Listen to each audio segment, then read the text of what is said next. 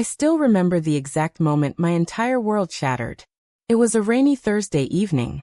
My phone kept buzzing on the hospital bedside table, while I held my mother's hand. She had just come out of emergency surgery. The doctors weren't sure if she would make it through the night. That same evening, my boss's wife was celebrating her 40th birthday at one of the most expensive venues in the city. I had worked at Apex Logistics for 7 years. 7 years of 14-hour days, canceled vacations, and missed family moments. I was their most trusted operations director. The one who kept their $3 billion empire running smoothly across 3 continents. I sent a polite message explaining the situation. I thought they would understand. They didn't. The next morning, I received an email from HR. Your employment has been terminated with immediate effect for gross negligence and failure to meet basic professional commitments. Just like that. No meeting. No explanation. No severance. Security was waiting at my desk to escort me out like a criminal. I stood in the pouring rain outside the glass tower that had once felt like my second home, clutching a cardboard box with my belongings, mascara running down my face. The same people I had covered for, stayed late for, and sacrificed for, none of them even looked at me. In that moment, something inside me broke. But something else, something cold and quiet, began to wake up. I went home, sat on the floor of my apartment, and cried until there were no tears left. Then I opened my laptop and started going through every file, every email, every system I still had access to. Because they made one big mistake. They fired me before removing my privileges. The days that followed were the darkest of my life. Bills started piling up. My mother's medical expenses were crushing. Friends who once called me Superwoman slowly disappeared. One colleague I considered a sister texted me saying, "I'm so sorry, but you know how it is. I can't risk my job." The betrayal cut deeper than the firing itself. I couldn't sleep.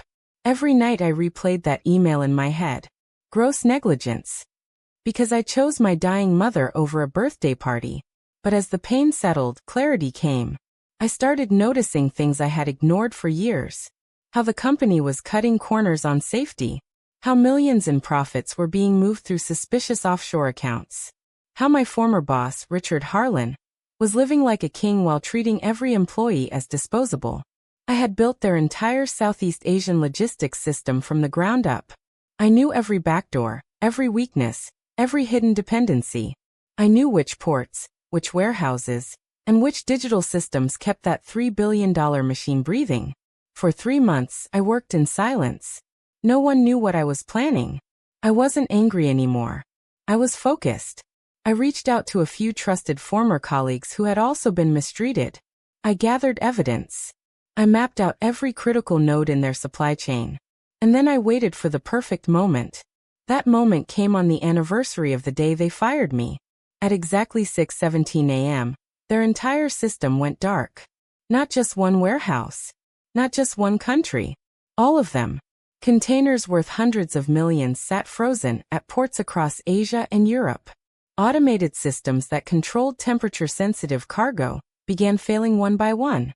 Clients started receiving automatic cancellation notices. Partners panicked. Stock prices began plummeting before the market even opened. Richard Harlan was on a private jet to the Maldives when his phone started exploding with calls. By the time he landed, his empire had lost over $400 million in a single day. What they didn't know was that I had spent months carefully planting small vulnerabilities that looked like normal system errors. When triggered together, they created a perfect storm. Nothing illegal on the surface, just enough to bring the whole fragile structure crashing down. But I didn't stop there. While the company was in chaos, the evidence I had quietly passed to the right authorities finally moved. Within weeks, multiple investigations were launched into financial irregularities. Bank accounts were frozen. Assets seized. The empire that had treated people like trash was now being dismantled piece by piece. The last time I saw Richard Harlan, it was on the news. He looked like a ghost, tie loosened, eyes hollow, trying to explain to reporters why his $3 billion company was collapsing. I didn't smile. I didn't feel joy. I felt something much quieter. Peace. Today, I sit in a small but beautiful office of my own logistics startup. My mother is recovering. I work with people who respect me. And I never, ever forget birthdays. But I also never forget my worth. If someone breaks you without a second thought, don't let them sleep thinking you're still broken. Sometimes the coldest revenge isn't loud. It's calculated. It's patient. And it's perfectly timed. They fired me for missing one birthday. I froze their entire empire. And finally got my life back.